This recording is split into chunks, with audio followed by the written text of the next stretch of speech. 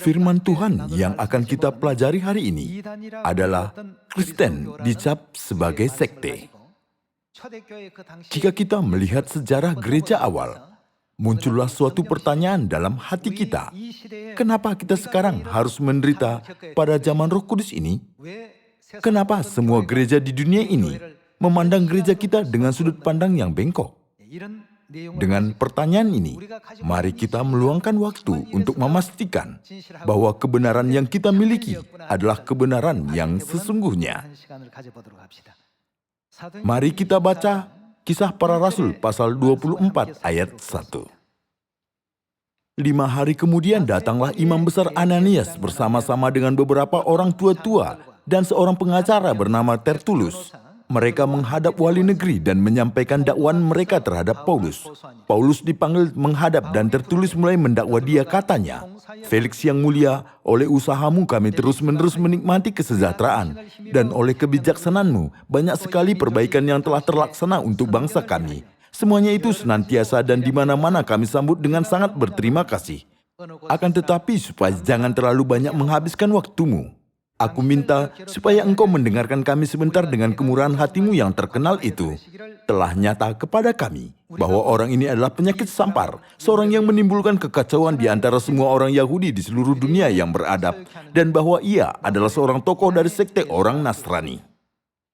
Pada waktu itu, imam besar Ananias dan beberapa orang tua-tua dan pengacara membawa Rasul Paulus ke pengadilan dengan mendakwa Rasul Paulus menghasut rakyat. Mari kita menyelidiki adegan ini. Kita lihat bagaimana Rasul Paulus menanggapi mereka di ayat 14. Rasul Paulus percaya kepada Yesus. Pada zaman ini, dia disebut dengan istilah orang Kristen, bukan? Di sini, orang Kristen disebut sekte artinya salah. Kisah Para Rasul pasal 24 ayat 14. "Tetapi aku mengakui kepadamu bahwa aku berbakti kepada Allah nenek moyang kami dengan menganut jalan Tuhan, yaitu jalan yang mereka sebut sekte. Aku percaya kepada segala sesuatu yang ada tertulis dalam hukum Taurat dan dalam kitab nabi-nabi. Aku menaruh pengharapan kepada Allah, sama seperti mereka juga, bahwa akan ada kebangkitan semua orang mati, baik orang-orang yang benar maupun orang-orang yang tidak benar." Di sini, di dalam Kisah Para Rasul pasal 24 ayat 14, sudah diterangkan dan dicatat bahwa Rasul Paulus membela dirinya sendiri dengan berkata bahwa dia menganut jalan Tuhan Yesus dan percaya yang mereka anggap itu sekte, agama yang telah Rasul Paulus, Petrus, dan Yohanes percayai itu. Semuanya disebut Kristen oleh gereja-gereja sekarang. Kristen sudah sampai ke Cina, lalu ke Korea.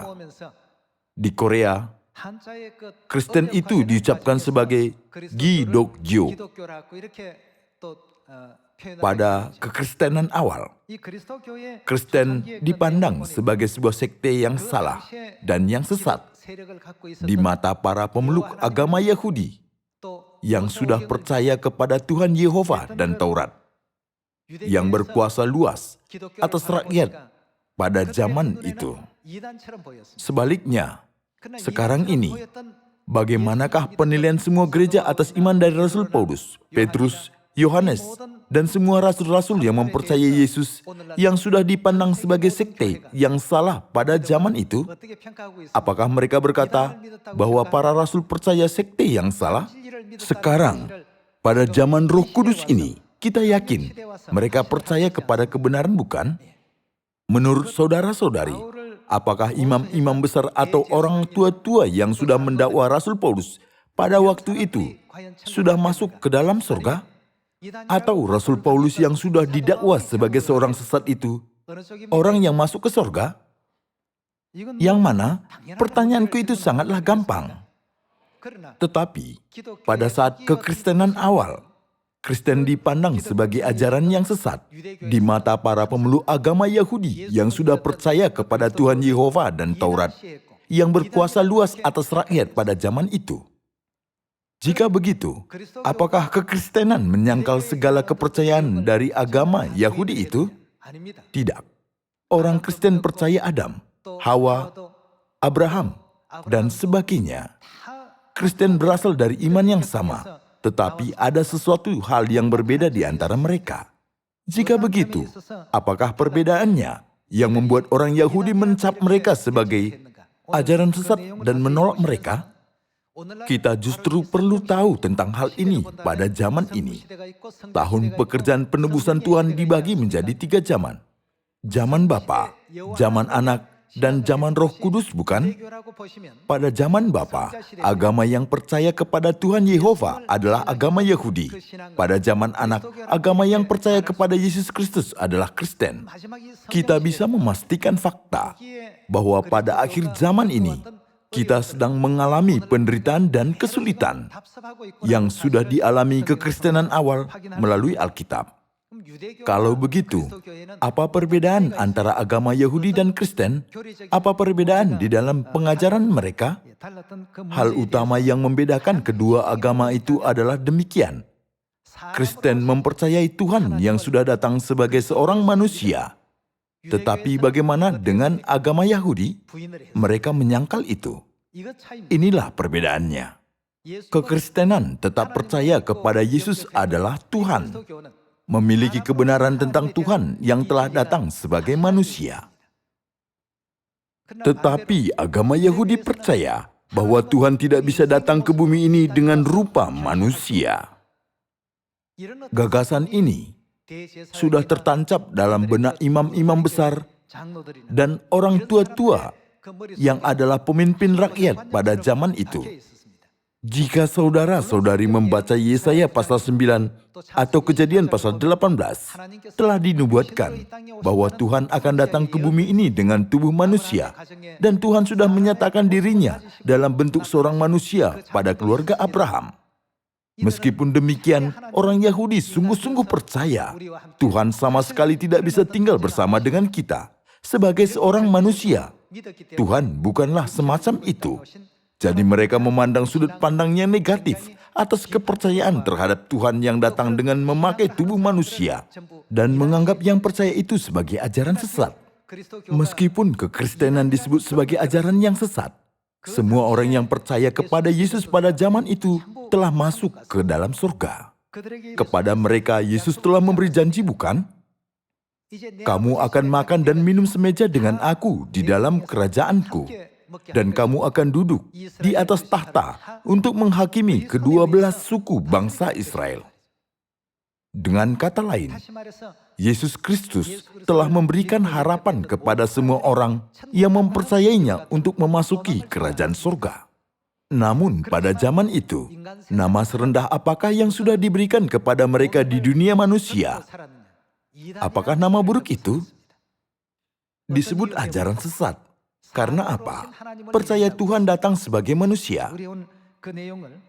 Hari ini, saya mau kita memastikan hal itu melalui Alkitab. Mari kita lihat Yohanes pasal 10 ayat 30. Aku dan Bapa adalah satu. Ini firman Yesus, bukan? Kata Yesus, aku dan Bapa adalah satu. Maksudnya, akulah Tuhan itu sendiri. Ayat 31, sekali lagi orang-orang Yahudi mengambil batu untuk melempari Yesus. Kata Yesus kepada mereka, banyak pekerjaan baik yang berasal dari Bapa-Ku yang kuperlihatkan kepadamu. Pekerjaan manakah di antaranya yang menyebabkan kamu mau melempari aku? Jawab orang-orang Yahudi itu, bukan karena suatu pekerjaan baik maka kami mau melempari engkau, melainkan karena engkau menghujat Allah dan karena engkau, sekalipun apa? Sekalipun hanya seorang manusia saja, menyamakan dirimu dengan Allah. Maksud orang Yahudi itu, bagaimana engkau seorang manusia bisa berkata engkau adalah Tuhan? Karena Yesus memberitahukan bahwa Tuhan itu sendiri datang ke bumi ini dalam tubuh manusia. Orang Yahudi mengambil batu untuk melempari Yesus.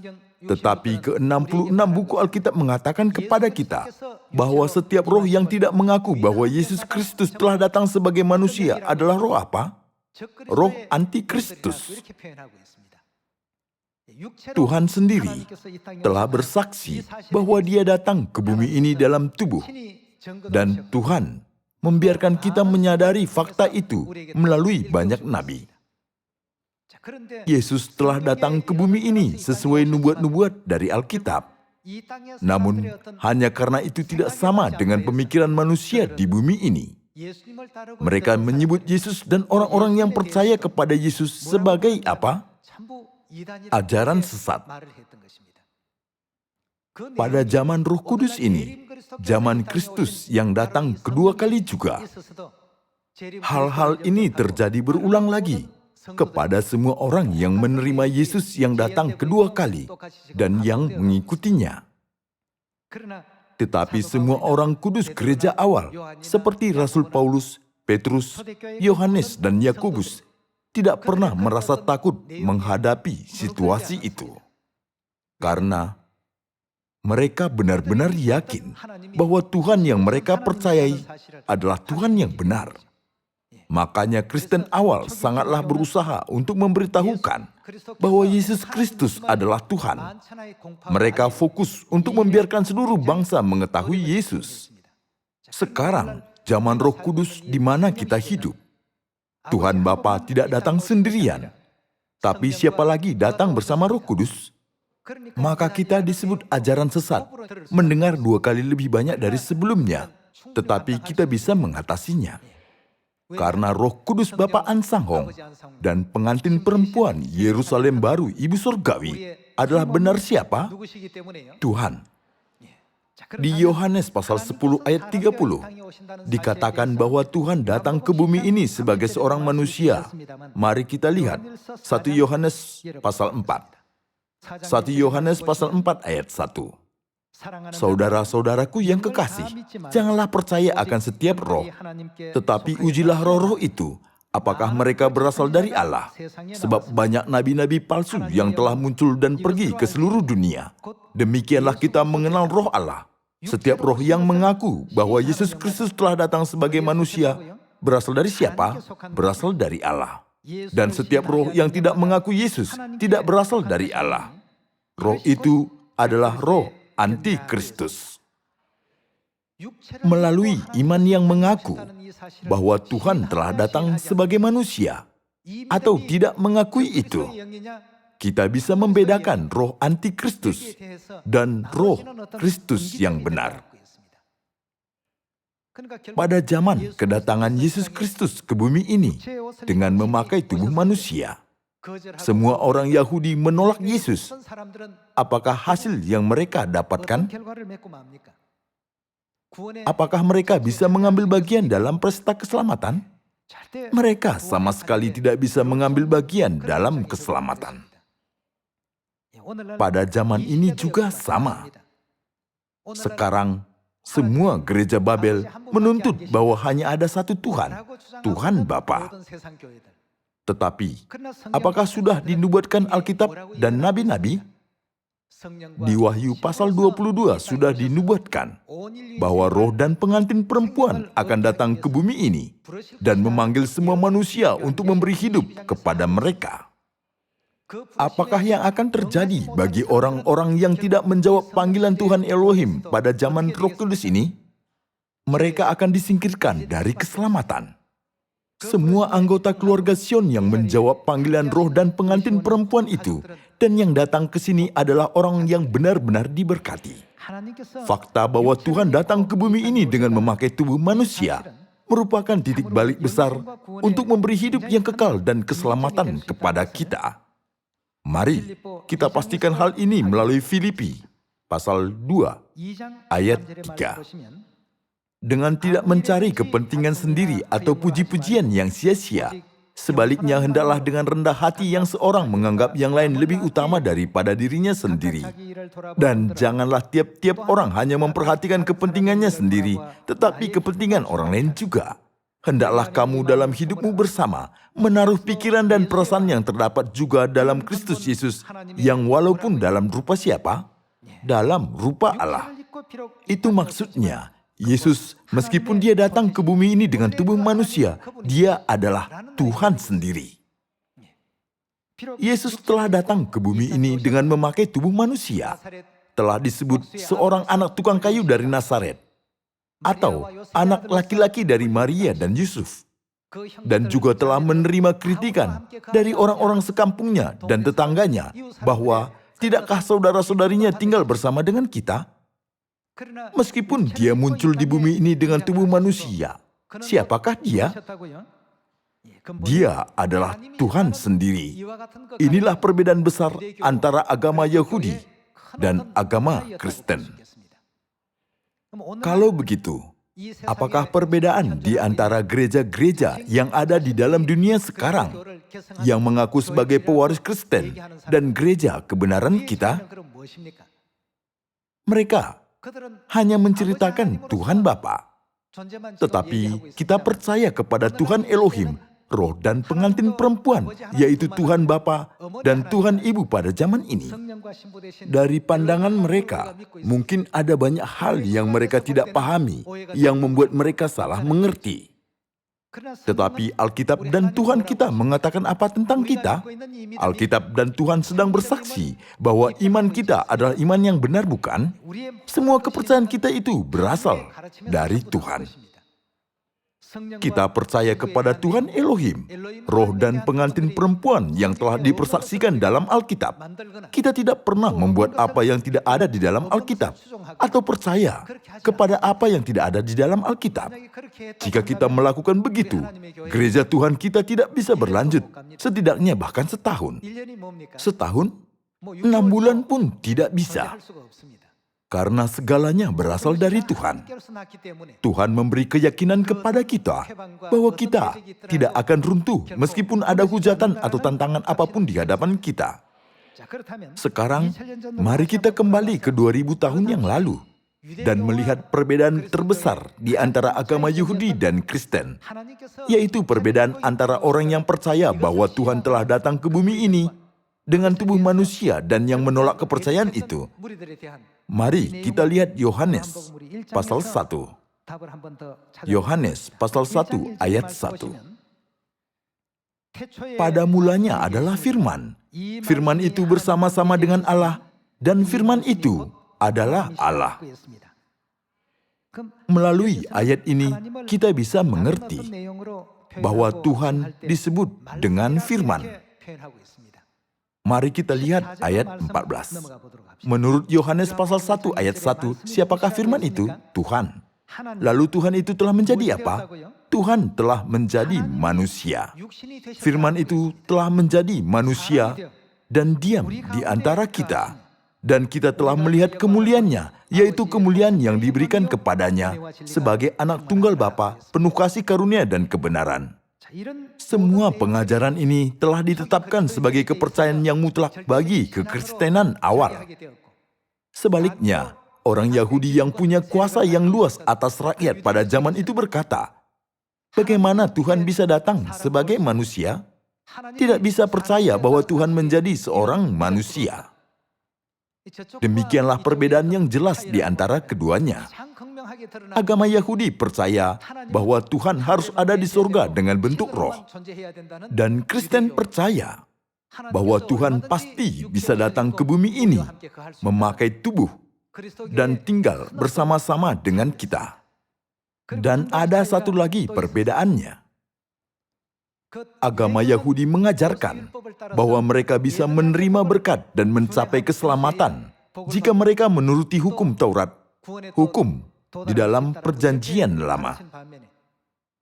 Tetapi Kristen yang percaya kepada pengajaran Yesus, perjanjian lama hanyalah bayangan dan gambaran dari kedatangan Kristus. Karena Kristus telah datang, kita tidak perlu ikut hukum Taurat atau Musa lagi. Tetapi kita harus tinggal di dalam hukum perjanjian baru yang diadakan Kristus untuk kita. Ini juga adalah salah satu perbedaan yang besar di antara agama Yahudi dan Kristen. Karena hal-hal ini, Kristen awal sudah disebut sebagai apa? Sudah disebut ajaran sesat oleh agama Yahudi. Dan orang Kristen sudah banyak dianiaya dan dihina di dalam masyarakat Yahudi. Zaman anak itu menunjukkan perbedaan yang jelas di antara agama Yahudi dan Kristen. Oleh karena itu, kita perlu membandingkan zaman anak dan zaman Roh Kudus melalui apa yang sudah terjadi pada zaman anak itu. Kelompok yang berkuasa untuk mengatasi banyak orang selalu menuntut bahwa Tuhan tidak bisa datang ke bumi ini dengan tubuh manusia. Demikian jugalah sekarang ini. Walaupun kita selalu dianiaya dan menghadapi kesulitan, kita memberitahukan kepada semua manusia bahwa kita akan menerima hidup yang kekal dan keselamatan jika kita tetap percaya bahwa Bapa dan Ibu bersama datang ke bumi ini pada zaman Roh Kudus sesuai dengan apa yang sudah Tuhan ajarkan kepada kita. Tidak ada lagi zaman yang tersisa. Seperti firman di Matius pasal 28, ada nama Bapa dan Anak dan siapa? Tertulis bahwa dalam nama Roh Kudus. Itu menunjukkan ada 3 zaman. Zaman Bapa, zaman Anak, dan zaman Roh Kudus. Selain ketiga zaman itu tidak ada zaman lain. Sekarang keselamatan hampir disempurnakan. Pada zaman penyelesaian keselamatan ini juga, ada banyak orang yang berkata tentang gereja kita. Dan sebagiannya menyokong gereja kita dengan berkata, apa yang dipercayai gereja Tuhan semuanya ada di dalam Alkitab. Mereka mengerjakan apa yang ada di dalam Alkitab. Apa yang salah dengan itu? Tetapi ada yang berkata, gereja Tuhan tidak hanya percaya kepada Tuhan Bapa, melainkan kepada Tuhan Ibu juga. Jadi gereja itu aneh, pastilah gereja yang sesat. Namun yang penting adalah apa yang difirmankan Alkitab. Kita tidak akan diselamatkan oleh pendapat manusia, melainkan oleh penghakiman Tuhan. Dia yang menyelamatkan kita adalah Tuhan, bukan manusia, benar? Jadi kita harus menjadi anak-anak Sion yang mengikuti tuntunan Tuhan pada zaman ini. Jika kita melihat sejarah gereja awal, kita bisa menemukan seringkali terjadi perdebatan antara agama Yahudi yang menuntut hukum Taurat atau Musa dan Kristen yang menuntut hukum Perjanjian Baru di dalam Alkitab. Karena hukum Taurat atau Musa dan hukum Perjanjian Baru itu saling berlawanan. Kenapa Kristen sudah disebut sebagai ajaran sesat di dalam masyarakat Yahudi pada zaman itu? Sudah tercatat di ayat-ayat Alkitab yang cukup dapat membuat kita memahami penyebabnya. Sekarang ini kita juga harus bersukarela bersaksi tentang Bapa Surgawi dan Ibu Surgawi. Dan jika seseorang bertanya kepada kita, bagaimana aku bisa diselamatkan? Kita harus jawab, percayalah kepada Bapa Surgawi dan Ibu Surgawi, kamu dan seisi rumahmu akan diselamatkan. Dalam situasi apapun, mari kita jelaskan alasannya dengan baik dan memberikan mereka kesimpulan yang jelas dan sesuai Alkitab. Mengenai hukum Taurat atau Musa yang dipercayai orang Farisi, ahli Taurat dan orang Yahudi, dan hukum Perjanjian Baru yang diberitahukan oleh Yesus Kristus. Mari kita lihat di Lukas pasal 22, ayat 19 tertulis. Lalu ia mengambil roti, mengucap syukur, memecah-mecahkannya dan memberikannya kepada mereka. Katanya, inilah tubuhku yang diserahkan bagi kamu. Perbuatlah ini menjadi peringatan akan aku. Demikian juga dibuatnya dengan cawan sesudah makan. Ia berkata, cawan ini adalah apa? Perjanjian baru oleh darahku yang ditumpahkan bagi kamu. Agama Yahudi mempercayai hukum Perjanjian Lama yang diberitahukan Tuhan melalui Musa. Tetapi Tuhan sendiri sudah datang ke bumi ini dan memberitahukan bahwa Dia akan mendirikan kembali jalan keselamatan untuk manusia melalui hukum Perjanjian Baru ini. Lalu apa yang akan terjadi terhadap hukum Taurat atau Musa dari saat itu? Itu tidak berlaku lagi. Berkat Tuhan yang telah dijanjikannya di dalam hukum yang lama itu tidak diberikan lagi. Dan terbukalah jalan keselamatan melalui hukum Perjanjian Baru. Karena Tuhan yang datang ke bumi ini dengan tubuh manusia sendiri memberitahukan hukum itu. Jika begitu, bagaimana dengan zaman Roh Kudus ini? Mari kita lihat Mika pasal 4. Ayat 1. Akan terjadi pada hari-hari yang terakhir, gunung rumah Tuhan akan berdiri tegak mengatasi gunung-gunung dan menjulang tinggi di atas bukit-bukit. Bangsa-bangsa akan berduyun-duyun ke sana, dan banyak suku bangsa akan pergi serta berkata, mari kita naik ke gunung Tuhan, ke rumah Allah Yakub, supaya Ia mengajar kita tentang jalan-jalannya dan supaya kita berjalan menempuhnya. Sebab dari mana? Dari Sion akan keluar pengajaran dan firman Tuhan dari Yerusalem. Kapan? Pada hari-hari yang terakhir. Maksudnya pada zaman Roh Kudus ini. Pada zaman Roh Kudus, Tuhan kita sudah memulihkan hukum peraturan dan ketetapan perjanjian baru yang sudah dihancurkan dan sudah memerintahkan kita untuk menuruti semua itu pada zaman ini. Jadi kita harus menuruti hukum perjanjian baru, bukan? Kristen awal telah disebut sebuah ajaran sesat dan pernah didakwa menjadi yang salah dan dibawa ke pengadilan. Demikian pula, gereja Tuhan kita mengalami hal yang sama. Walaupun orang Kristen pernah diperlakukan seperti itu, apakah Rasul Paulus tidak masuk ke dalam kerajaan surga?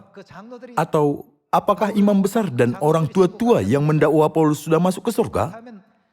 Ketika kita mengamati situasi gereja awal, dengan pasti dan jelas kita mengerti orang yang memiliki iman apakah bisa mendapat keselamatan dan masuk ke dalam kerajaan surga pada zaman ini. Kita harus mengandalkan firman Bapa dan Ibu sampai akhir dan mengikuti Bapa dan Ibu hanya dengan melihat lampu dari firman itu. Semoga karunia Tuhan turun ke atas saudara-saudari melalui firman ini. Terima kasih.